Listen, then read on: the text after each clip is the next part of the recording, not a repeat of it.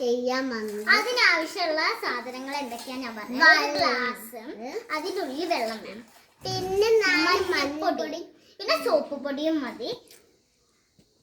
പിന്നെ നമുക്ക് സ്പൂണുണ്ട്, പിന്നെ പച്ചവെള്ളമുണ്ട്, പിന്നെ ഇത് ചെറുനാരങ്ങയുണ്ട്. അപ്പൊ നമുക്ക് എക്സ്പെരിമെന്റ് എങ്ങനെ ചെയ്യുന്നത് കാണിക്കാം. ഫസ്റ്റ് മഞ്ഞപ്പൊടി ഇട്ടു. മഞ്ഞപ്പൊടി നല്ല കലക്കിയെടുക്കണം. എൻ്റെ അനിയത്തി അത്ര മതിയോ? ഓക്കെ മതി.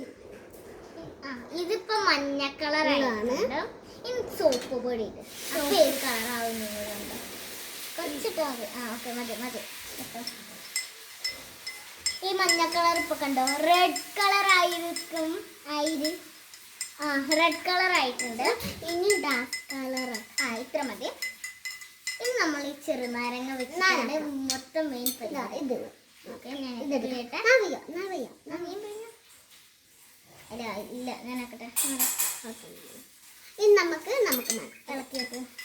ഗൈസ് നമ്മളെ പഴയ മഞ്ഞ കളർ തിരിച്ചു വന്നിരിക്കുന്നു. ഇതെങ്ങനെയാ ഞങ്ങൾക്കറിയില്ല. അപ്പൊ നിങ്ങൾക്കാണെങ്കിൽ ശരിയാണെങ്കിൽ ഞങ്ങളെ കമന്റ് ചെയ്യാം.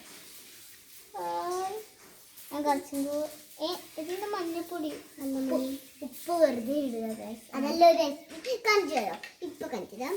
റെഡ് കളർ പിന്നെ മഞ്ഞ കളർ ആക്കാൻ പോകാനാണ് ഗൈസ്. ഇപ്പൊ ഒരു ഇങ്ങനെ എടുക്കും, ഇങ്ങനെ എടുക്കും, ഇങ്ങനെ എടുക്കും. ഇനി കാണിച്ചു തരാം.